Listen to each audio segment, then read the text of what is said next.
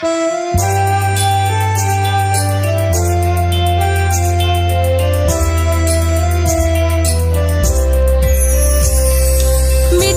शांति। तो आज एक बहुत अच्छा विषय पर हम चर्चा करेंगे। हम अपनी स्थिति को शक्तिशाली कैसे बनाएं? स्थिति को शक्तिशाली कैसे बनाएं? क्योंकि जिनकी स्थिति शक्तिशाली है वो अनेक रोने वालों के आंखों के आंसू पोंछ सकेंगे। जिनकी स्थिति शक्तिशाली है उनका भविष्य का पद ऊंचा होगा। जिनकी स्थिति शक्तिशाली है उनको संगम युग में अतीन्द्रिय सुख का अनुभव होगा। जिन्होंने अपनी स्थिति को शक्तिशाली बनाया है भविष्य में उनके सामने भक्तों की लाइन लगेगी। इतना ही नहीं, द्वापर में भी उसके मंदिरों में भक्तों की लाइन लगेगी। वो अनेक लोगों के समस्याओं का समाधान कर सकेंगे। लेकिन हमें अपनी स्थिति को शक्तिशाली कैसे बनाएं? लेकिन हमारे कभी कभी स्थिति बिगड़ती क्यों? स्थिति बिगड़ने के कारण और उसका निवारण, इसके बारे में चर्चा करेंगे। तो सबसे पहली बात है, अगर स्थिति को शक्तिशाली बनाना है, आत्म अभिमानी बनने का पुरुषार्थ करना है।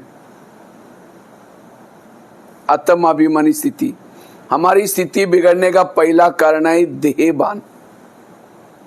जब चलते चलते हम देहभान में आ जाते हैं, हमारी स्थिति क्या होते हैं? बिगड़ जाते हैं।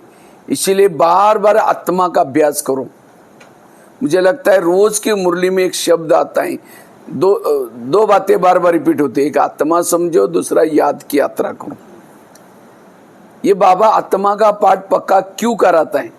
क्योंकि बिना आत्म अभिमानी स्थिति से हम विकार पर जीत प्राप्त नहीं कर सकते। हमारा ज्ञान का सार ही है आत्म अभिमानी बनना। क्योंकि हम स्वर्ग में थे, सुखी थे। कब थे? उस समय हम आत्म अभिमानी थे, इसीलिए सुखी थे, स्वर्ग में थे। लेकिन उस स्वर्ग से नरक में क्यों आए? देहभान में आ गए। अब इस नरक से स्वर्ग में जाना है तो क्या करना पड़ेगा? फिर देह का बान, क्योंकि देहबान विकारों का सरदार है, मुख्य है। देहबान आता है फिर काम आता है। लेकिन हम देहबान के ऊपर ध्यान नहीं देते, ध्यान देते काम के ऊपर, क्रोध के ऊपर और विकारों के ऊपर। जैसे राम रावण का युद्ध चलता है, राम रावण का एक सिर काटता है, सिर कट जाता है, दोबारा जुड़ जाता है, फिर काटता है, फिर जुड़ जाता है। विभीषण आता है, कहते हैं ऐसा नहीं मरेगा, उसके नाभि में तीर लगाओ। और जब नाभि में तीर लगा, रावण क्या हो गया? मर गया। इसी तरह हम भी रावण को मारने में लगे, कोई 2 साल से, कोई 4 साल से। कभी काम का गला काटते, कट तो जाता है, महीने 2 महीने के बाद फिर जुड़ जाता है, फिर कट जाता है, फिर जुड़। जब तक आप देह भान के नाभि में तीर नहीं लगाएंगे, रावण के गले नहीं कटेंगे। काम के ऊपर ध्यान देने की जरूरत नहीं करो, देह भान, आत्म अभिमानी बनो।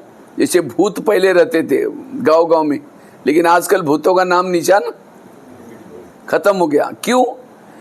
भूत क्यों रहते थे? क्योंकि लाइट नहीं थी। जिस घर में लाइट नहीं है, अंधेरा है, एक भूत आएगा, दूसरा आएगा, तीसरा आएगा, और उस बंगले का नाम पड़ता था भूत बंगला। लेकिन आजकल लाइट हो गई, इसलिए भूत डरता किसे? लाइट से डरता है। इसी तरह द्वापर के बाद आत्मा की लाइट बॉडी में हमारी कम हो गई। कम होते होते होते अंधेरा हो गया, तो काम का भूत आया, क्रोध का आया, लोभ का आया, और हर शरीर भूत बंगला बन गया। अब इन भूतों को भगाना है तो क्या करना है? लाइट जला कर रखना है।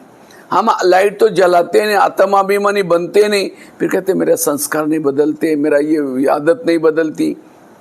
इसलिए ये आत्माभिमानी स्थिति का पुरुषार्थ। इसलिए बाबा रोज कहते हैं बच्चे आत्मा समझो। जब तक हम आत्माभिमानी स्थिति में नहीं रहेंगे तब तक याद की यात्रा भी नहीं रहेगी। जैसे एक बड़ा सा चुंबक है, उसके सामने लोहे के टुकड़े डालो तो क्या हो जाएगा? खींच लेगा।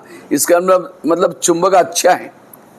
लेकिन लोहे के टुकड़ों को बहुत बड़ा कपड़े का थान लेकर के उसके अंदर डालो, एक बड़ा सा कपड़ा का थान लेकर के उसके अंदर लपेट लपेट करके डालो, खींचेगा? इसका मतलब चुंबक खराब है, चुंबक अच्छा है, लेकिन हमने उस लोहे के टुकड़े को किस में डाला है? कपड़े के अंदर डाला है।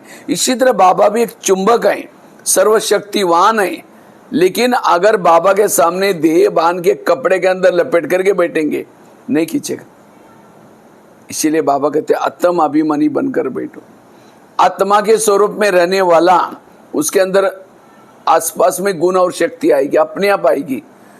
कई कहते मुझे सहन ही नहीं होता, सहन करने का पुरुषार्थ नहीं है।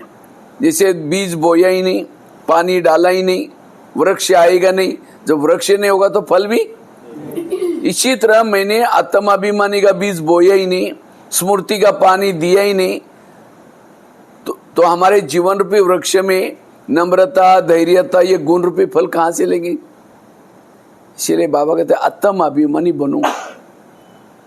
जितना आत्माभिमानी बनेंगे, रात को सोए हैं योग लगा रहेगा, रास्ते में चल रहे योग लगा, इतना ही नहीं, हमारे अंदर देवताओं के संस्कार और देवताओं की संस्कृतियां क्या हमारे अंदर आएंगी।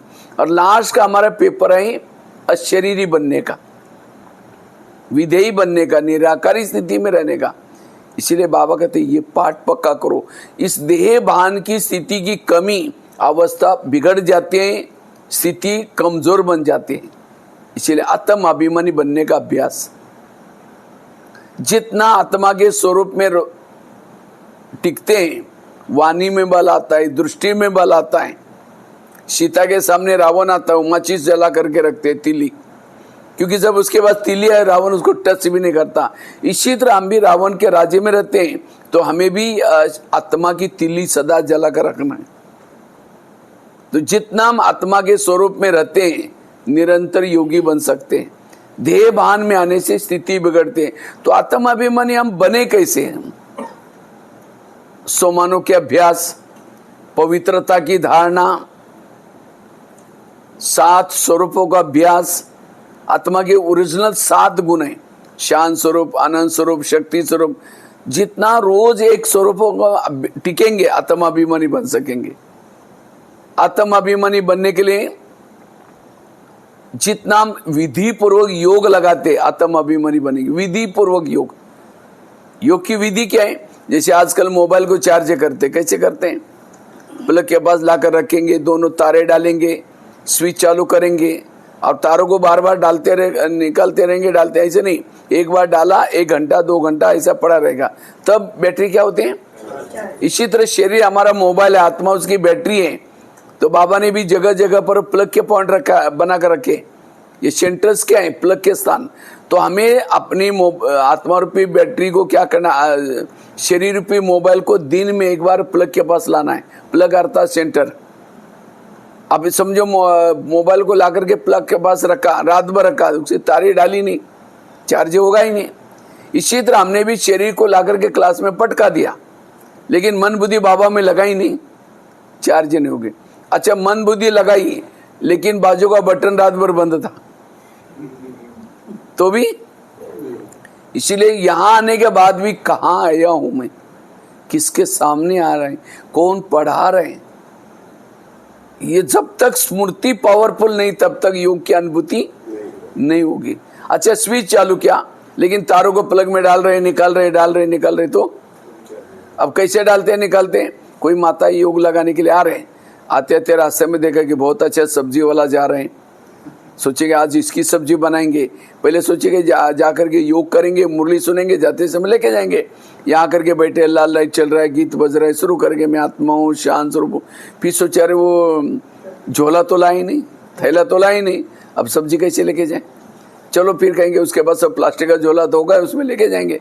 मैं आत्मा हूँ, शांत स्वरूप हूँ। फिर सोचे अरे गैस के ऊपर जो दूध रखा था गर्म करने के लिए, मैंने उसको बंद किया या कम किया, बंद किया, चलो कोई बुझाई देगा, मैं आत्मा हूँ, शांत स्वरूप हूँ। फिर सोचा यार घर में तो मेहमान आने वाला था, मैंने सोचा था उसके लिए छोले बनाए, लेकिन रात को तो भिगो ही नहीं, चलो कुछ और बना देंगे, मैं आत्मा हूँ, शांत। लाल लाइट की क्या हो गई? सफेद लाइट हो गई। सामने वाला बैठने वाला सोचेगा वहां इन्होंने आधा घंटा योग किया, लेकिन इनका योग कहाँ लगा था? हाँ, यह है विधि पूर्वक योग लगाना। कई तो क्या समझते, जब हम योग में बैठते तो मेरी आत्मा ऊपर जाती नहीं, योग में कभी भी आत्मा शरीर से ऊपर नहीं जाती, क्योंकि हम आजकल peace of mind TV, Facebook, WhatsApp में क्या देखते हैं, योगी योग में बैठा, जैसा बैठा एक बिंदी निकली, घूम घूम करके चांद सूरज तारांगन के पार जाकर के परमात्मा से टच हो गए। लेकिन हम जब बैठते तो कुछ निकलते नहीं, तो हमें लगता है मेरा योग लगा ही नहीं। योग में मन बुद्धि निकलते है, आत्मा नहीं निकलती। जैसे मोबाइल का एग्जाम्पल दिया था अभी मैंने, तारे डाली, स्विच चालू किया, जैसे मोबाइल चार्जिंग चालू हो गया तो क्या बैटरी निकल करके प्लग में घुसने के लिए गई? बैटरी कहाँ रहते हैं? मोबाइल में। उसके साथ जो कनेक्टेड दो तारे वो जाते हैं। इसी तरह हमारा भी मन बुद्धि परमधाम में जाता है। इसलिए जब हम योग विधि से करेंगे आत्माभिमानी बनेंगे। आत्माभिमानी बनने के लिए जैसे बाबा ने पहले लेसन में सुना है, शरीर तुम्हारी गाड़ी है, आत्मा उसका क्या है?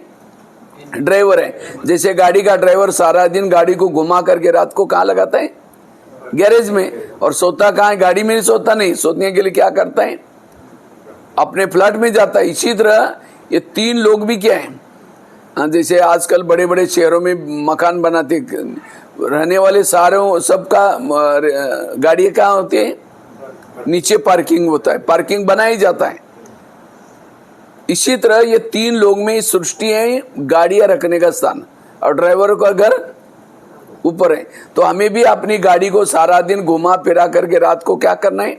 बेड रूपी गैरेज में लगाना है, बेडशीट कंबल डाल दिया और गाड़ी को नमस्ते करो, और वहीं परिसा का ड्रेस रखा हुआ है उसको पहन लो, और उसके बाद क्या करो? ऊपर सीढ़ी से या लिफ्ट से ऊपर जाओ, अव्यक्त वतन की बेल बजाओ, बाबा को समाचार सुना करके बाबा की गोदी में सो जाओ। तो सवेरे उठेंगे कौन याद आएगा? बाबा याद आएगा। नीचे आएंगे सारा दिन लगेगा मैं आत्मा हूं। इस तरह से बहुत सारे अभ्यास है। ये आत्मा का लेसन जिसका पक्का है उसकी अवस्था अच्छी। देहभान वालों की स्थिति बिगड़ती है। दूसरी बात है, हमारी स्थिति क्यों बिगड़ते हैं? सारा दिन किसी का परिचिंतन करेंगे, किसी के दोष देखेंगे, स्थिति बिगड़ जाएगी। इसलिए अगर मुझे स्थिति को शक्तिशाली बनाना है तो मुझे किसी के भी दोष, जिसको भी बाबा कहते हैं बच्चे झगमई नहीं करो, बच्चे किसी का परिचिंतन नहीं करो, परदर्शन नहीं करो। लेकिन हम क्या करते हैं? सारा दिन फलाना ऐसा है, वो ऐसा है। अब किसी के घर में जाओ, उनके बच्चे भी बैठे, बाप भी बैठा है, बच्चों को कहेंगे बच्चा ठीक नहीं, नालायक है, ऐसा है वैसा है, और बाप को कहेंगे आप बहुत अच्छे, आप कितने अच्छे। बाप कहेंगे तुम पहले यहाँ से भाग जाओ, तुमने मेरे बच्चों की गिलानी की, तुम मेरे को अच्छे बोलते हैं। इसी तरह सारा दिन कहेंगे ये बहन ऐसी है, भाई ऐसा है, मेरा भाभी ऐसे है, पड़ोसी ने। सारा दिन दोष देखेंगे, अवगुण देखेंगे, और शाम को योग में बैठेंगे, मीठे बाबा, प्यारे बाबा, शांति के सागर, दया के सागर। बाबा कहेगा तुम पहले यहाँ से भाग जाओ, तुमने मेरा सारा दिन मेरे बच्चों की गिलानी की, चाहे लौकिक चाहे अलौकिक। किसके बच्चे? बाबा के। अगर उन्हीं के गिलानी करके बाबा की महिमा करेगा, बाबा को अच्छा लगेगा? इसलिए हमें अगर योगी बनना है, अवस्था अच्छी बनानी है, किसी के भी दोष नहीं देखने, क्योंकि हर एक को स्क्रिप्ट मिला हुआ है। जैसे नाटक होता है या ड्रामा होता है तो सबको स्क्रिप्ट मिलता है। इसी तरह ये भी ड्रामा है, इसके अंदर सबको स्क्रिप्ट मिला हुआ है। पति की स्क्रिप्ट अलग है, बच्चे की स्क्रिप्ट अलग है। समझे, किसी का गाली देने वाला पार्ट है, अब जिसको गाली दे रहा है वो कहता है कि भाई ये है ना, तुम ये बोलना नहीं। वो कहे मैं क्या करूं, डायरेक्टर सामने बैठा है। हाँ, इसी तरह पति की स्क्रिप्ट अलग है। हाँ, अब पति ने गाली भी दी, क्या समझो, वाह इन्होंने कितना अच्छा डायलॉग बजाया, मजा आ गए। कोई संकल्प नहीं चला, किसी का भी कोई दोष। इसलिए परचिंतन करने वालों के दिमाग में ज्ञान का एक पॉइंट भी नहीं ठहरता। पूछेंगे आज की मुरली क्या थी? बड़ी अच्छी थी, एक पॉइंट तो बताओ, बहुत अच्छे। सरस्वती किसके ऊपर बैठी है?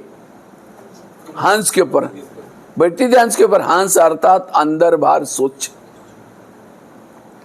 नीर अलग, खीर अलग, दूध अलग, पानी अलग। और जब जिसके दिमाग में मुरली नहीं बैठेगी उसकी खुशी कैसी रहेगी, उसकी स्थिति कैसी अच्छी रहेगी। इसलिए हमें किसी के भी दोष नहीं देखना, परचिंतन नहीं करना। परचिंतन करना अर्थात ओमिटिंग करना। किसी को ओमिटिंग आती है, क्यों आती है? सारा दिन चटपटी चीजें खाएगा, तला हुआ खाएगा, सड़ा हुआ खाएगा, और वो क्या करता है? फिर ओमिटिंग करता है। और ओमिटिंग क्या करता है? वॉश बेसिन में। और कोई वोमिटिंग करता हम नाक बंद करके उसको भगाते हैं। इसी तरह सारा दिन जो चटपटी समाचार सुनता है, इधर क्या हुआ, वो सेंटर पर क्या हुआ, वो उसने क्या किया, सारा दिन व्यर्थ बातें देखता है, उसको दिमाग में डाइजेस्ट नहीं होगा तो क्या करता है, फिर औरों को सुनाता है। और कहाँ सुनाता है? कान में। कान कोई वॉशबेसिन तो नहीं है ना? वैसे कान का आकार कैसा है? सुंदर सा वॉशबेसिन है। हाँ, फोन करके बुलाएंगे या फिर खुद वहां जाकर सुनाएंगे। इसीलिए बाबा कहते बच्चे पर, कई बार मुरली में आता है ये बातें, बच्चे झगमुई झगमुई नहीं करो। ये बाबा क्यों कहता है? इससे हमारी स्थिति बिगड़ जाती। इसलिए अगर मुझे स्थिति को अच्छी बनाना है, हमें ये पक्की धारणा करनी है, ना मुझे किसी की व्यर्थ बातें सुननी है, ना किसी को सुनाना है। एक शिष्य था, भगवान के पास जाता है, कहता है भगवान मैं बहुत आगे बढ़ना चाहता हूँ, मैं उन्नति करना चाहता हूँ, मुझे सुख चाहिए, शांति चाहिए। भगवान ने कहा ठीक है, मैं तुम्हें वरदान देता हूँ और साथ में 2 थैले देता हूँ। एक थैले को तुम पीठ के पीछे रखना और दूसरे थैले को आगे रखना। भगवान ने कहा ठीक है, तो 2 थैले दिया उसको। और साथ में भगवान ने कहा कि आगे वाले थैले में तुम्हारे अंदर जो दोष है, बुराई है, उसकी चिटकियां बना के डाली, और पीछे वाले थैले में तुम्हारे आस पास पड़ोस में मित्र संबंधी जो भी लोग हैं, उनके अंदर जो दोष है, बुराई है, उसकी चिटकी है। लेकिन भगवान ने कहा दूसरे की बुराई को पीछे बांध करके रखना, देखना नहीं, उसके बारे में सोचना नहीं, और अपनी खुद की जो बुराई है उसको उस थैले को खुला रखना। जब भी तुमको टाइम मिलता है, समय मिलता है, हाथ डालना और देखना कि मेरे अंदर क्या क्या बुराई है, उसको परिवर्तन करना। बस इतना करो, तुम्हें सुख शांति सब मिलेगा। जाओ, मेरा वरदान है। लेकिन थैले का ध्यान रखना। कहता है भगवान मैं ऐसा ही करूंगा जैसे आपने कहा, क्योंकि मुझे सुख शांति चाहिए। वो थैले लेके चला गया। तो कुछ साल के बाद वो भगत क्या करता है, पीछे का थैला आगे करता है और आगे का थैला, अब पीछे का थैला लेकर के खोल देता है, फिर हाथ डालते हैं। तो अच्छा ये ऐसा है, मुझे तो पता ही नहीं था, चलो अच्छा हो गया मुझे पता चला। फिर दूसरों को भी बुला करके बुलाता है, उसे ध्यान रखना, वो ऐसा है, वो ऐसा है, मुझे पता है। और अपनी बुराई को क्या किया, तो कुछ समय के बाद उसके वरदान उल्टे हो गए, दुखी हो गया, अशांत हो गया। फिर भगवान के पास आता है, कहता है भगवान मुझे सुख चाहिए, शांति चाहिए, लेकिन मिला ही नहीं। भगवान ने कहा अच्छा तुमको जो मैंने थैले थे उसको कहाँ रखा? कहता है भगवान कई बार मैंने आगे पीछे किया था। भगवान ने कहा यही तुम्हारे दुखों का कारण है, ये कहानी किसी और की नहीं। हम भी यहाँ क्यों आते हैं? थोड़ा सुख मिल जाए, शांति मिल जाए। तो बाबा भी हमें वरदान देता है और साथ में 2 थैले देता है। दूसरे की बुराई को कहाँ रखो? पीछे, और अपनी बुराई को। लेकिन हम क्या करते हैं? इसीलिए आज से मुझे किसी का परिचिंतन नहीं करना। जब परिचिंतन करेंगे स्थिति हमारी बिगड़ जाएगी। याद रखना, परिचिंतन करने वाला इस ब्रह्मा कुमारी से निकल जाएगा। कई बार बाबा के मुरली में एक लाइन आती है, मेरे अच्छे अच्छे बच्चे थे, ज्ञान योग करते थे, सेवा करते थे, लेकिन आज वो है ही नहीं, चले गए। क्यों गए? क्यों गए? उन्होंने यहां आने के बाद किसी के दोष देखा, इसलिए वो, तो आपको तो नहीं जाना ना। हाँ, सदा के लिए रहने के लिए ये धारणा पक्की करने, मुझे किसी के दोष नहीं देखने। एक सत्संग चलता था, बहुत सारे लोग आते थे। तो एक दिन एक शिष्य गुरुजी को कहता है गुरुजी मुझे एक वरदान चाहिए। तो गुरुजी ने कहा क्या वरदान चाहिए? कहता है सबके अंदर मेरे बारे में क्या चलता है, सबके दिल में मेरे बारे में क्या चलता है, मैं जानना चाहता हूँ। तो गुरुजी ने कहा ठीक है, मैं तुम्हें वरदान देता हूँ और साथ में एक छड़ी देता हूँ। छड़ी मतलब मांत्रिक डंडा। जब भी किसी के दिल में तुम्हारे बारे में क्या चलता है वो जानना है, ये छड़ी को दिल में रखो, उस व्यक्ति का नाम लो तो पता चलेगा। तो छड़ी दी, वरदान दी, शिष्य चला गया। लेकिन अचानक शिष्य को पहले याद आया, पहले मैं गुरुजी की चेकिंग करता हूँ। अचानक रास्ते में खड़ा होकर के सोचता है पहले मैं गुरुजी की चेकिंग करता हूँ, तो गुरुजी के दिल में मेरे बारे में क्या चलता होगा। तो छड़ी को दिल में रखा, तो गुरुजी का नाम लिया। तो जैसे गुरुजी का नाम लिया, थोड़ी सी छड़ी काली हो गई। जैसे छड़ी काली हो गई, उसको लगता है अरे गुरुजी के अंदर मेरे बारे में कालापन आई, इनको गुरुजी बना करके फायदा क्या। आश्रम में आना बंद हो गया। 1 दिन हो गया, 2 दिन हो गया, महीना हुआ, साल हुआ। तो एक दिन गुरुजी की नजर गई, अरे ये तो कुर्सी कई दिनों से खाली है, क्या बता वो सबसे पहले आने वाला, इतनी अच्छी सेवा करने वाला क्या हुआ। गुरुजी उनके घर में पहुंचे। कहते क्या जी आजकल आप आते नहीं कहता है गुरुजी आजकल मैं घर में मेहमान आते, मेरी तबीयत ऊपर नीचे हो रहे हैं। तो गुरुजी ने कहा ठीक है चलो। तो कहा कि कई दिनों से आते थे, नहीं कहता कि गुरुजी नहीं जरूर कोई बात है। कहा कि गुरुजी आपके अंदर ही मेरे बारे में कालापन। तो गुरुजी ने कहा अच्छा ये बात है क्या, लेकिन तुमने देखा कि तुम्हारे अंदर और के बारे में कितना कालापन है? कहा कि नहीं देखा। देखो तो शिष्य ने छड़ी को दिल में रखा, अपना नाम लिया, पूरी छड़ी काली थी। गुरु की कितनी काली थी? थोड़ी सी काली थी, बाकी पूरी सफेद थी।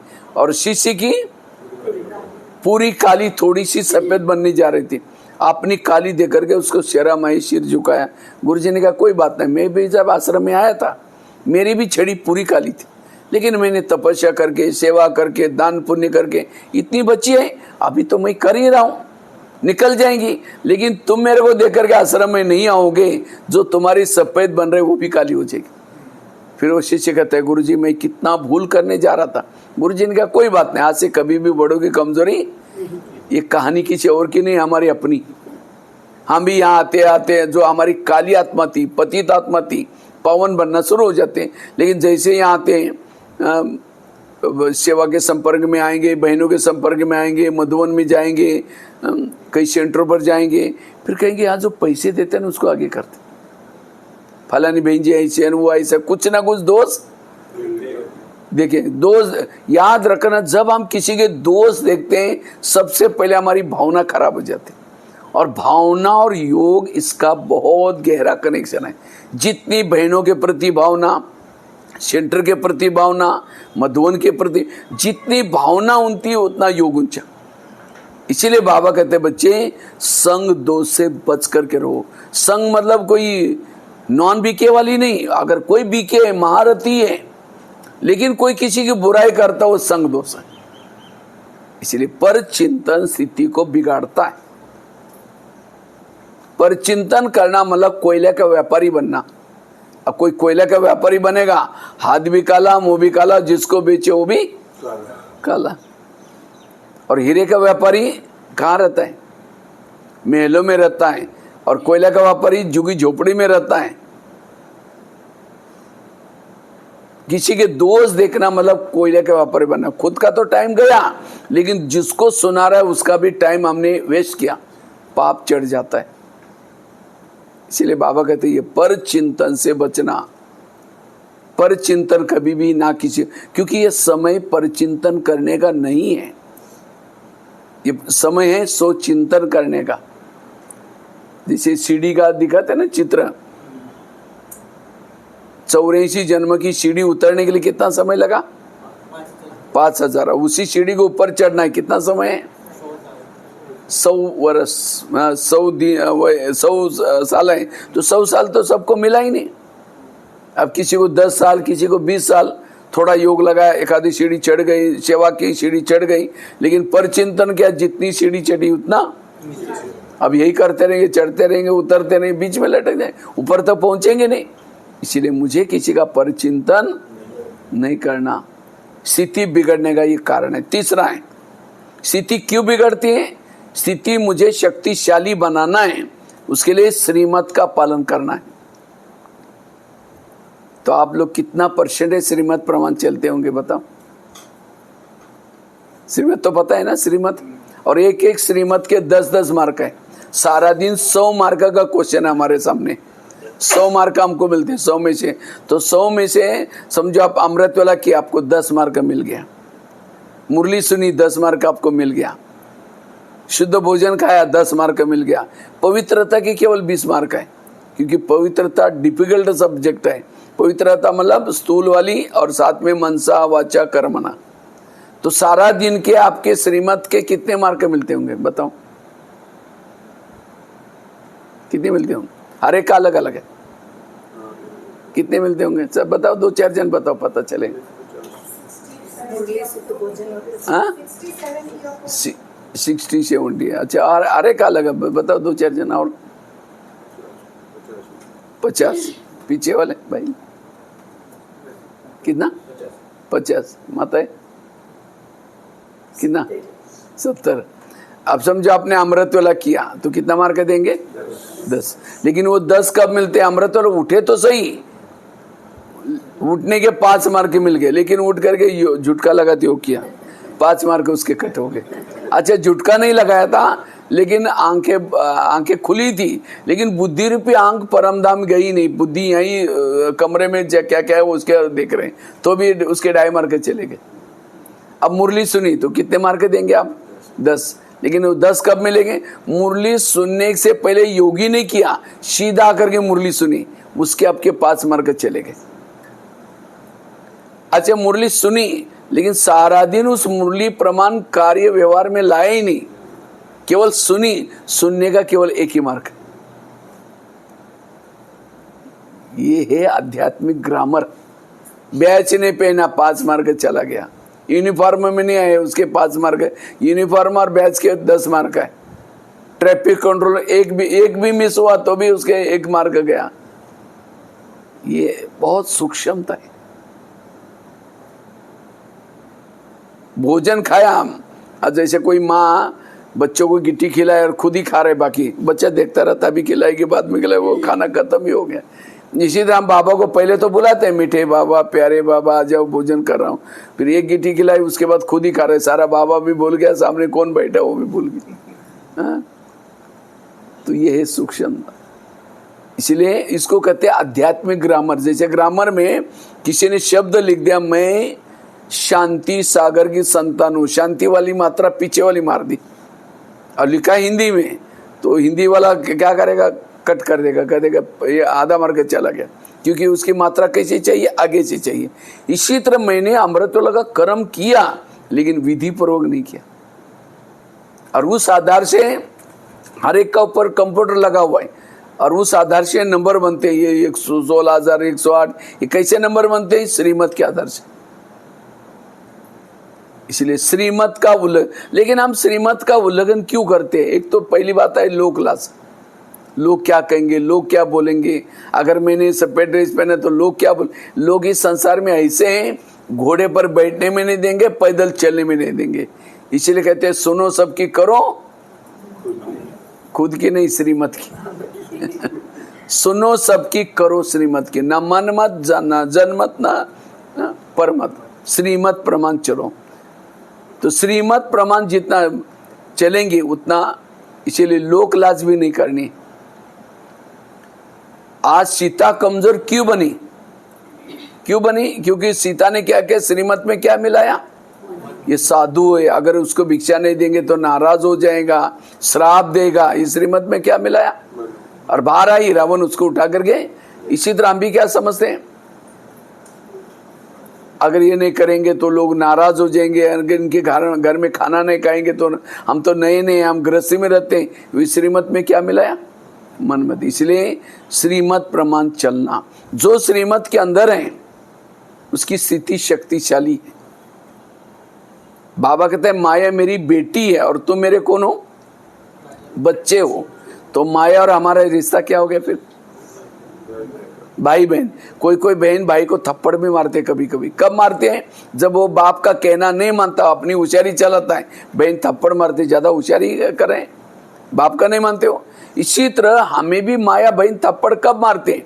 3-4 दिन अमृत वाला करेंगे नहीं, कोई ना कोई श्रीमत का उल्लंघन करेंगे तो 3-4 दिन बाद माया थप्पड़ मारते, ज्यादा होशियारी करेंगे, तुम क्यों नहीं श्रीमत प्रमाण नहीं चलते। जिस दिन माया ने आपको थप्पड़ मारी, विघ्न आया, आप गाल को पकड़ करके चेक करो, मैंने जरूर नियमों का उल्लंघन किया। आप रोज अमृत वाला करो, रोज मुरली के लिए आओ, तो माया तो टाली बजाते, वहां मेरा भैया कितना अच्छी कमाई कर रहा। इसलिए श्रीमत का उल्लंघन होने से स्थिति बिगड़ जाती है। अगर मुझे स्थिति को शक्तिशाली बनाना है, अंत तक हमें श्रीमत प्रमाण चलना है, अंत तक से। और माया ने तो अभी ऐसे से साधन बनाया। वो कहते अच्छा तुम, बाबा ने कितने नियम बनाया, और ये वास्तव में नियम क्यों है? और मुझे लगता है भक्ति मार्ग में इससे भी ज्यादा नियम थे।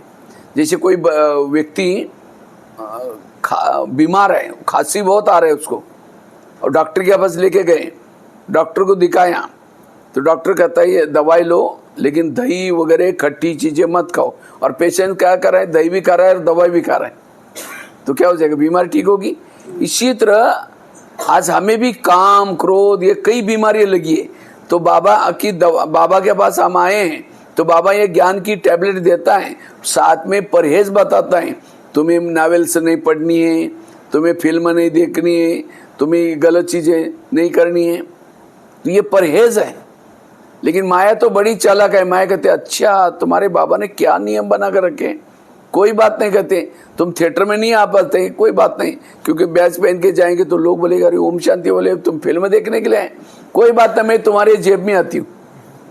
तो माया ने ऐसा साधन बनाया, और मोबाइल से दूर भी नहीं रहना है, क्योंकि हमारी मुरली भी है, बिजनेस भी है, सब कुछ है, इसीलिए इससे सावधान रहना है। कोई भी प्रकार का जब भोजन मिल जाता है उस संस्कार जागृत हो जाते, स्थिति बिगड़ जाती है, इसीलिए हमें इसे सावधान रहना है। स्थिति बिगड़ने का कारण है श्रीमत का उल्लंघन, इसलिए श्रीमत प्रमाण चलना है, लोक लाज नहीं करनी है, ना डोंट केयर करना है। जैसे कोई भी माँ बच्चों को प्यार करते है, कब करती है, जब वो बच्चा कहना मानता है, सवेरे जल्दी उठाते हैं, अच्छे कपड़े पहनाते हैं और कई डायरेक्शन देते हैं, देखो बेटा कपड़े गंदे नहीं करना, पढ़ना, लड़ना नहीं, झगड़ना नहीं। बच्चा जाता है, लड़ता है, झगड़ता है, कपड़े गंदे करके आता है, और शाम को आकर के मम्मी मम्मी करता है, मम्मी किचन से देखेगी, मैंने जो उसको कहा वो किया नहीं, करके बोले तुम चिल्लाते नहीं, मैं यहाँ ठीक हो जाएगी, 2 थप्पड़ लगा देगी प्यार करने के बजाय, क्योंकि कहना। इसी तरह बाबा भी हमारी माँ है, रोज सवेरे जल्दी उठाती है, फरिश्ता ड्रेस पहनाती है और कई डायरेक्शन देते हैं, देखो बेटा पर चिंतन नहीं करना, मेरे याद में रहना, कितने बाबा के डायरेक्शन मिलते हैं। लेकिन हम बाहर जाकर के सारा उल्टा करके आते हैं। जैसे बच्चे शाम को आता है, मम्मी मम्मी करता है, मम्मी किचन से देखते हैं, इसी तरह हम भी आकर के बाबा बाबा कहते हैं, बाबा परम धाम के खिड़की से देखता है, मैंने उसको कहा किया नहीं किया, तुम चिल्लाते में यहीं ठीक हो। अच्छा क्या करेगा, प्यार नहीं करेगा। कभी कभी बाबा थप्पड़ भी मारेगा, बाबा की थप्पड़ पड़ी का पता कैसे चलेगा, योग में बैठते सिर नीचे, मतलब थप्पड़, प्यार नहीं मिल रहा है सामने से। इसलिए योग में बाबा का मुझे प्यार, क्योंकि योग मतलब दोनों तरफ से, हम कहेंगे बाबा और बाबा भी सामने से कहे बच्चे बच्चे, कब कहेगा, जब कहना मानेंगे। इसलिए श्रीमत का पालन स्थिति के लिए बहुत जरूरी। 3 चीजें बताई। पहली बात बताई, स्थिति बिगड़ शक्तिशाली बनाना है, आत्मा का पाठ पक्का करना है। दूसरा बताया पर चिंतन से बचना। तीसरा बताया श्रीमत का पालन। चौथी बात है हमारी स्थिति क्यों बिगड़ते हैं, जब हम इंद्रियों के वश हो जाते हैं स्थिति बिगड़ जाती, कर्म इंद्रिय के वश हो जाते हैं। इसलिए हमें स्वराज्य अधिकारी बनने का पुरुषार्थ करना है। जितना स्वराज्य अधिकारी बनेंगे उतना हमारी स्थिति शक्तिशाली बनेगी। जिसको भी बाबा कहते हैं बच्चे 100 परिवर्तन करो, तो 100 परिवर्तन मतलब ब्याज पहन लिया, सफेद ड्रेस पहन लिया, हो गए 100 परिवर्तन। 100 परिवर्तन अर्थात हर कर्मेंद्रिय को श्रीमत प्रमाण चलाना। जिसको बाबा कहते हैं चैरिटी बिगेन्स एट होम। तुम अपने घर को सुधारो, घर मतलब लौकिक नहीं, कौन सा घर, ये शरीर आत्मा का घर है। तो क्या शरीर भी घर में हमारे सब ज्ञान में चलते हैं, आंखें ज्ञान में चलती हैं, कान ज्ञान में चलता है। अगर आंखें ज्ञान में चलती तो मोबाइल में देखते तो उस समय आंखें बंद नहीं होती, जैसे योग में बैठते आंखें बंद हो जाती। मुझे लगता है सारे गीता का सारा है, अर्जुन तुम अपनी घोड़े के लगाम अपने हाथ में रखो। सारे मुरलियों का सारा ही इंद्रियोचित बनना, एक एक इंद्रिय ज्ञान में चले, कान ज्ञान में चले, आंखें ज्ञान में चले। और जब हर इंद्रिय ज्ञान में चलेंगे तब जाकर के कहेंगे लोग कहेंगे माता बड़ी अच्छी है, भाई बहुत अच्छा है। अच्छा है मतलब क्या, उसकी इंद्रियों पर संयम है। ब्रह्मा बाबा ने राजा बनने के लिए क्या पुरुषार्थ किया, बाबा ने नारायण बनने के लिए क्या पुरुषार्थ किया, बाबा ने स्थिति को बनाने के लिए बाबा रोज अपनी इंद्रियों का दरबार लगाते थे। हम लगाते हैं दरबार, अंधेरी नगरी चौपट राजा टकेसरबाजी, इस नगरी में जो चाहे हो रहे। इसलिए अगर मुझे स्थिति को बनाना है तो एक एक इंद्रियों को क्या करना है, श्रीमत के आधार से चलाना है। जैसे प्रधानमंत्री दिल्ली में शांति में कब बैठेंगे? जब उसके पार्टी के सारे लोग अपनी ड्यूटी एक्यूरेट करेंगे। एक ने गलत काम किया, उनकी नींद फिट जाएगी। इसी तरह आत्मा भ्रुकुटी में शांति में तब बैठते हैं जब हर इंद्रिया अपनी अपनी ड्यूटी एक्यूरेट करते। आंखों ने गलत देख लिया, आत्मा की नींद फिट गई। कानों ने गलत सुन लिया, आत्मा की नींद फिट गई। इसलिए स्वराज्य अधिकारी, आज हमारे इसके तरफ ध्यान ही नहीं है। जैसे अंधा पीस रहा और कुत्ता बैठ कर उसको खा रहे हैं। अंधे को लग रहा है मैं बोरी भर करके पीसा, लेकिन जमा कुछ ही नहीं। इसलिए यहाँ ऊंच पद का आधार है। ऐसे नहीं कि जो माउंट आबू में रहते हैं वो राजा बनने वाले हैं, जिन्होंने मम्मा बाबा को देखा है वो राजा बनने वाले हैं। राजा बनने का आधार है इंद्रियों पर शासन। चाहे कोई गरीब माता भी राजा बन सकती है, कब? इंद्रियों पर शासन चाहिए। इसीलिए स्वराज्य अधिकारी बनो।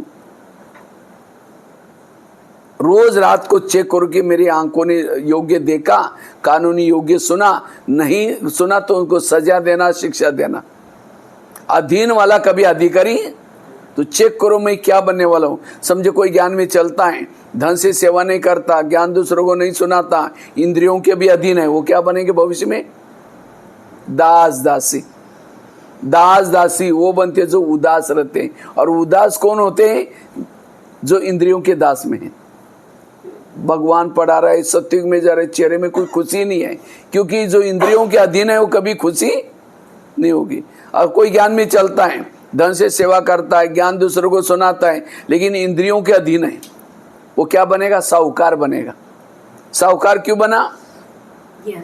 क्योंकि ज्ञान दान किया और स्थूल धन भी दान किया, इसलिए अनेक गुना होकर मिला, साहूकार बना। और कोई ज्ञान में चलता है, ना धन से सेवा करता है, ना ज्ञान दूसरों को सुनाता है, लेकिन इतना गुप्त पुरुषार्थ करता है जो इंद्रियों पर शासन किया है, वो क्या बनेगा? राजा। लेकिन कैसा राजा? कंगाल राजा।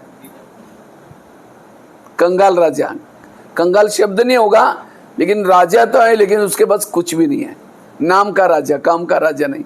और कोई ज्ञान में चलता है, धन से सेवा करता है, ज्ञान दूसरों को सुनाता है, इंद्रियों पर शासन है, वो है संपन्न राजा। तो चेक करो मेरी गाड़ी कौन से ट्रैक पर है। ब्रह्मा बाबा रोज, उनके बाबा की एक डायरी मिली थी, और उस डायरी में रोज अपने इंद्रियों का दरबार लगाते थे। लेकिन आज हमारे इसके तरफ स्थिति बिगड़ने का कारण है। माया कई बाहर से, कोई व्यक्ति के तरफ से नहीं आती, कोई माया आते कान के द्वारा, मुख के द्वारा, आंखों के द्वारा, और हम कभी भी इनको पूछते ही नहीं है। इसीलिए स्वराज्य अधिकारी स्थिति का पुरुषार्थ। जिसे भारत में अंग्रेज घुसे थे, कैसे घुसे थे? कैसे घुसे थे?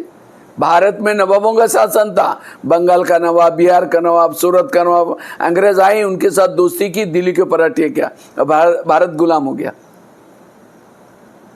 तो इसी तरह शरीर में हमारे एक इंडिया है, इसकी राजधानी कहाँ है? भ्रुकुटी में राजा रहता है, और इसमें कई नवाब है। कौन से? कान, मुंह, कांग। तो माया रूपी अंग्रेज आते हैं, इन नवाबों के साथ दोस्ती, कान के साथ दोस्ती की, मुंह के साथ दोस्ती की, मन के साथ दोस्ती की, फिर आत्मा के ऊपर अटैक किया। और इसीलिए अब हमारा शरीर रूपी देश गुलाम है। किसे गुलाम? विकारों के गुलाम है। तो भारत में से अंग्रेजों को भगाने के लिए क्या किया? क्या किया? जगह जगह पर सभा लगाई, जालियनवाला बाग, नमक का सत्याग्रह, दांडी यात्रा, अखबार निकाले। तो इसी तरह हम, मतलब कहने का मतलब जनता को जागृत किया। जब जनता जागृत हो गई तो क्या हो गया? अंग्रेज लोग चले गए। तो हमारे शरीर में विकारों पे अंग्रेज घुसे हैं, उनको भगाना है, तो हमें जनता को जागृत करना है। कौन सी जनता? ये कान को, आंखों को, मुख को। और ये काम ब्रह्मा बाबा ने किया। लेकिन आज हमारा, जब तक आपकी एक इंद्रिय ज्ञान में नहीं चलेंगी, तब तक काम, क्रोध, इसके ऊपर जीत प्राप्त नहीं कर सकते। इसलिए विकार आते कान के द्वारा, आंखों के द्वारा, मुख के द्वारा। इसलिए हर इंद्रियों को हर समय क्या करना? अपनी ड्यूटी पर एक्यूरेट चलना है। स्वराज्य अधिकारी, इसको कहते हैं सौ परिवर्तन। सौ परिवर्तन मतलब मुरली सुन ली, बैच पहन लिया, ये सौ परिवर्तन नहीं। हर इंद्रिया श्रीमत के आधार से चलाना। आज कई कहते हैं सत्युग कब आएगा, कृष्ण जन्म कब लेगा, अब कितने साल बाकी। सत्युग पहले अपने अंदर बनाओ। मुझे लगता है इस सीजन की पहली मुरली चली थी, अपने स्वराज्य के चार्ट को चेक करो और अखंड राज्य के अधिकारी बनो। इसलिए रोज हमें क्या करना है इसकी, तो रोज हमें कैसे उनकी चेकिंग करनी। रोज अमृत वेले के बाद 5 मिनट अपनी इंद्रियों से बातें करो। सबसे पहले बात करो कान से, हे मेरे कान तुम मेरे इस राज्य के शान हो, अगर तुम ना होते मैं ईश्वरी मावक के कैसा सुनता, और मेरा तुम्हारे पर विश्वास है इसलिए तुमको बॉर्डर पर रखा है। कान का है बॉर्डर पर, लेकिन हे कान मैंने तुमको तो बॉर्डर पर रखा है, लेकिन आजकल तुम मुझे धोखा देते हो, मुझे पता नहीं था। आज मैं मेरे दोस्त शिव बाबा के पास गया था, शिव बाबा ने तुम्हारे लिए कुछ इशारा दिए हैं, तुम मेरा खाते हो, मेरे राज्य में रहते हो, मुझे धोखा देते हो। क्योंकि कान किसका खा रहा है? आत्मा का कमाया हुआ खून सप्लाई होता है, इसीलिए उसके सेल्स जिंदे हैं, खाता है आत्मा का और धोखा दे रहा है। परचिंतन सुन करके आत्मा को धोखा दे रहा है। इसीलिए हे कान आज तक जो हुआ कोई बात नहीं, लेकिन आज रात को सोने से पहले मैं चार्ट चेक करूंगा 10 बजे। अगर तुमने सारा दिन कुछ व्यर्थ सुना मैं तुमको सजा दूंगा। और ये भी नहीं समझना मुझे कुछ पता नहीं चलता। आजकल शरीर पे किले के चारों तरफ से मैंने शीशी कैमरे का प्रबंध किया।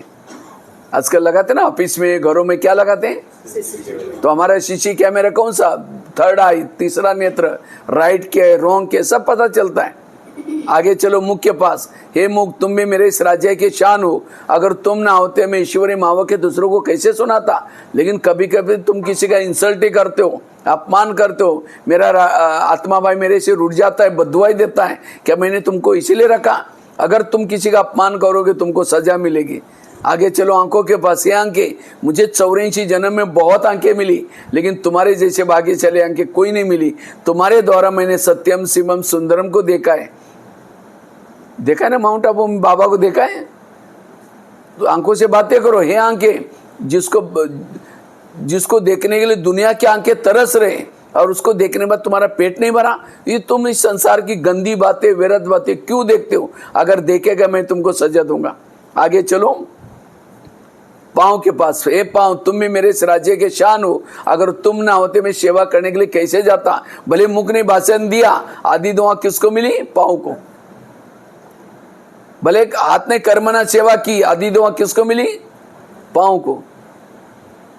लेकिन कभी कभी पांव क्या करता है? परचिंतन करने के लिए लेके जाता है।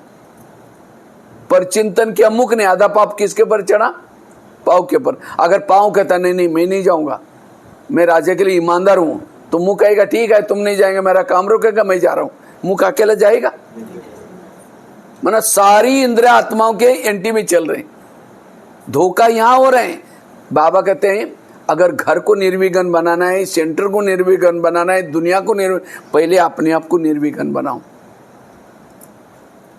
कई माताएं कहते मेरा पति मानता ही नहीं, मेरे बच्चे मानते। क्यों नहीं मानता? जिसकी इंद्रिया नहीं मानती उसका कोई भी कहना। इसीलिए पहले इसको ठीक करो, सब कारोबार सब ठीक चलेगा। देवता बनने का पहला पार्ट है इंद्रियों पर शासन। जब इंद्रियां ही हमारे नहीं मानते तो हमारे जीवन में विघ्न और परिस्थितियां। लेकिन आज हमारे इस पुरुषार्थ के पर ध्यान नहीं है, अधीन बनकर के रहे। इसलिए एक एक इंद्रियों पर क्या करना है? हमें शासन रखना है। आगे चलो मन के पास, हे मन तुम में मेरे इस राज्य के शान हो, अगर तुम ना होते मैं ईश्वरी महावाक्यों का चिंतन मंथन कैसे करता। लेकिन कभी कभी तुम व्यर्थों का चिंतन करते हो, अगर करेगा मैं तुमको सजा दूंगा। आगे चलो बुद्धि के पास, हे बुद्धि मैंने सभी इंद्रियों में से चुनकर तुमको मंत्री बनाया। बुद्धि कौन है?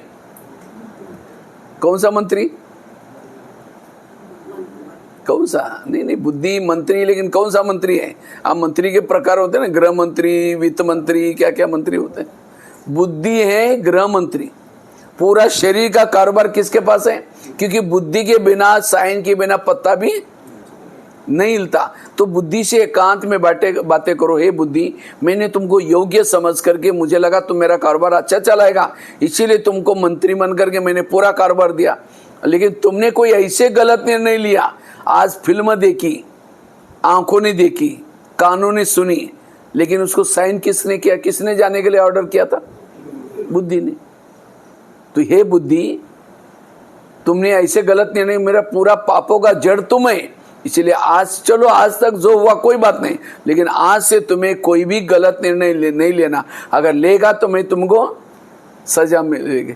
श्रीमत के अलावा तुम्हें कोई भी गलत निर्णय, एक ऐसे ऐसे बाबा ने अभ्यास किया है, लेकिन आज हमारा इसके तरफ ध्यान नहीं है। इसलिए स्वराज्य अधिकारी बनो, और स्वराज्य अधिकारी स्थिति की कमी के कारण आज हमारी स्थिति, जैसे वो अंधा पीस रहा और कुत्ता बैठ करके उसको थोड़ा सा योग लगाया, सेवा की, और सारा दिन कर्म इंद्रिया, कान गलत देख ले, सुन लेता है, मुंह गलत बोल देता है, आंखों जितना कमाए उतना जमा कुछ नहीं है। इसलिए एक एक इंद्रियों को श्रीमत के आधार से चलाना। और फिर रात को सोने के पहले सजा भी दो। सबसे पहले कान को पूछो, कान तुम्हारा चार्ट कैसा रहा? वो 10 बजे तुम्हारा बहुत बहुत धन्यवाद, लेकिन 12-1 बजे तुमने कुछ, कोई माता जी आई थी, व्यर्थ बातें सुनी थी, मैंने शीशी कैमरे में देखा हुआ है, तुम्हारे लिए इसीलिए सजा। सजा मतलब कोई कैंची लेकर के काट करके नहीं फेंको, जाओ तुम यहाँ से।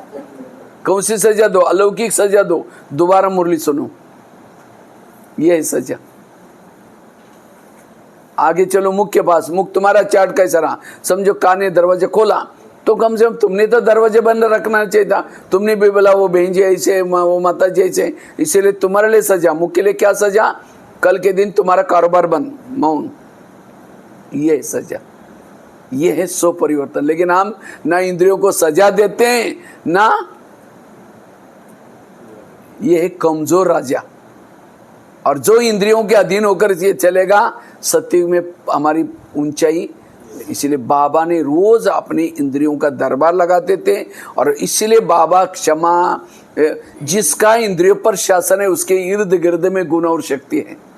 समझो प्रधानमंत्री को किसी ने पत्र लिखा, गाली देने वाला, और पत्र गया, वो पत्र कहाँ जाएगा? पहले उसके पास, किसके पास जाता है? पीए के पास। पीए पढ़ेगा, ठीक है, क्या फालतू आदमी लिखता है, इतना बुजुर्ग होते हुए इतना काम कर रहे हैं, फाड़ के फेंक देगा। माना उसका पीए हितेशी है। हमें कोई गाली देता है, हमारा पीए कौन है? कान। कान के पास जाते हैं, कान फटाफट आत्मा तक पहुंच जाता है, हमको गाली दी, गाली दी, गाली दी, मन डिस्टर्ब हो गया, बुद्धि, सारी इंद्रिय डिस्टर्ब। और सवेरे 4 पेज की जो मुरली सुनी थी, उसको कान नहीं बोलता, बाबा ने ऐसे ऐसे बोला, वो निकाल लेता है। माना कान मेरा हितैषी नहीं है। जब मेरी इंद्रियां मेरी हितैषी नहीं, तो फिर मेरा परिवर्तन कैसे होगा? इसलिए रोज इनसे बातें करो, एकांत में बैठ कर बातें करो। ये है स्वराज्य अधिकारी। और ये स्वराज्य अधिकारी स्थिति नहीं है गलत देखा गलत सुना। जब योग में बैठते जो देखा सुना वही याद आता है, स्थिति बिगड़ जाती है।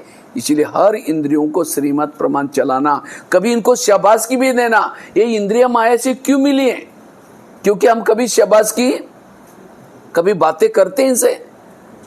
और इसीलिए इंद्रिया कहते हैं, आप समझे आपके घर में आपकी कोई बहू है, आप कभी प्यार करते नहीं, हमेशा डांटते रहते, फटका रहते, काम लेते, उसको लगे मेरे को मजदूर बनाकर रखा हुआ है।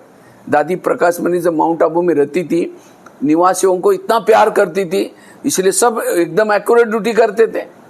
इसी तरह आज समझो हार्ट 24 घंटा जागृत है, आप सोए वो जागृत है। अगर आप वो थोड़ा सा 10 मिनट के लिए रेस्ट करेंगे, नाम नाम सत्य हो जाएगा, ओम शांति हो जाएगा। तो कभी हार्ट से प्यार किया है? हे हार्ट तुम्हारा बहुत बहुत धन्यवाद, कितना तुम मेहनत करे हो। हे कान तुम्हारा, इसलिए इंद्रियों से प्यार करो। स्वराज्य अधिकारी एक एक, जैसे कृष्ण जब रथ में बैठता है तो पहले घोड़ों को प्यार करता है। क्यों? घोड़े जाकर के दुर्योधन के सामने गिर जाएंगे, पराजय हो जाएंगे। आज कर्ण बहुत होशियार था, कर्ण को धोखा किसने दिया? रथ ने धोखा दिया। इसलिए ज्ञान में कितने भी होशियार हैं, मेरी आंख कान धोखा देंगे तो पराजय हो जाएगी। इसलिए स्वराज्य अधिकारी स्थिति। कितनी बातें बताई? पहली बात बताई आत्म अभिमानी स्थिति बनाने से स्थिति शक्तिशाली। दूसरी बताई पर चिंतन करने से स्थिति बिगड़ जाती, इसलिए पर चिंतन से मुक्त, ये धारणा। तीसरी बताई श्रीमत प्रमाण चलने से स्थिति शक्तिशाली बनेगी। और चौथी बताई कर्म इंद्रिय जीत। ये 4 भी धारणा, बहुत सारी बातें हैं, लेकिन टाइम तो बड़ा फास्ट हो गया, पता ही नहीं चला। 4 भी धारणा करेंगे, आपकी स्थिति कैसी बनेगी? शक्तिशाली। ठीक है, ओम शांति।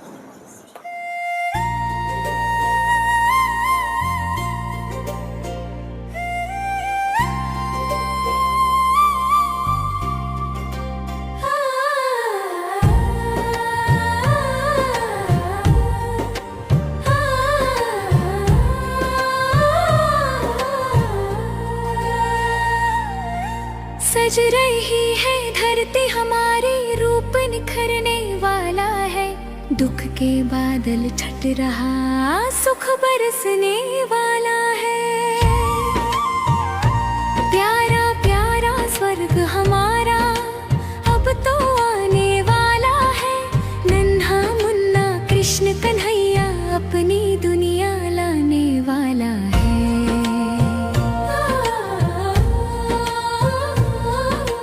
जहाँ सोने जैसी धरती होगी, हीरों के महल चमकेंगे। महक उठेगा सारा उपवन, झूम झूम कर मोर थिरकेंगे। शीतल पवन की सरगम होगी, पंछी सुर में गाएंगे।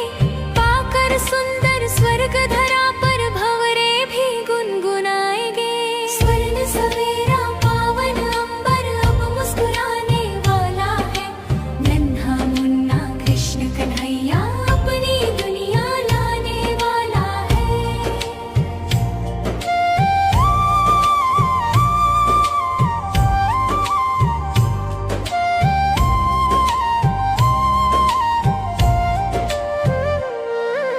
सिर पर वो ताज सजेगा, बजेगा बंसी प्यारी। देख के उसका रूप सलोना झूमेगी धरती सारी। दूध घी की नदियां होंगी, महकेगी फुलवारी। नन्हे नन्हे सखा संग लीला होगी अतियारी। वो अपनी मीठी मुस्कान से सबका भाग्य जगाने वाला है। नन्हा मुन्ना कृष्ण कन्हैया अब तो आने वाला है।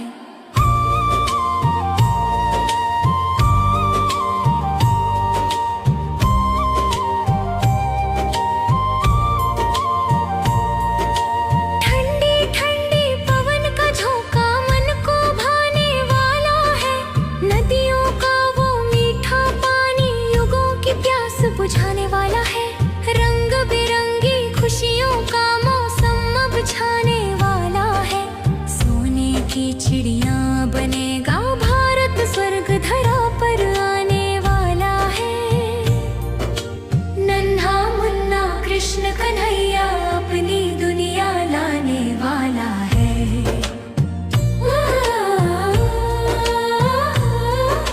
शांत सरोवर निर्मल मन और शीतल शीतल छाया होगी। पवित्रता की खुशबू से दमकती हम सबकी कंचन काया होगी। रोज मनेगी वहाँ दिवाली, घर घर दीप जलेंगे। महफिल होगी खुशियों की, मीठे साज बजेंगे। हर्ष और उल्लास का सागर अब छलकने वाला है। नन्हा मुन्ना कृष्ण कन्हैया अपनी दुनिया लाने वाला है। सज रही है धरती हमारी, रूप निखरने वाला है। घड़ी सुहानी आ पहुंची है, युग बदलने वाला है।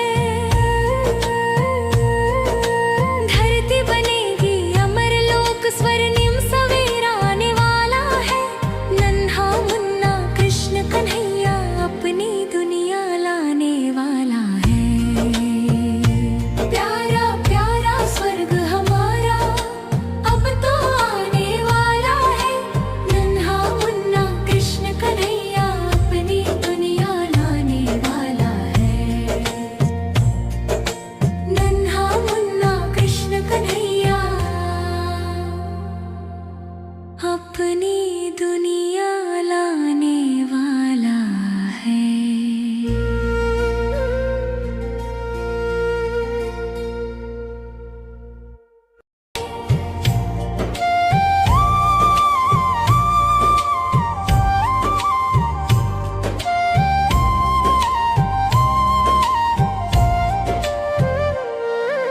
सिर पर वो ताज सजेगा, बजेगा बंसी प्यारी। देख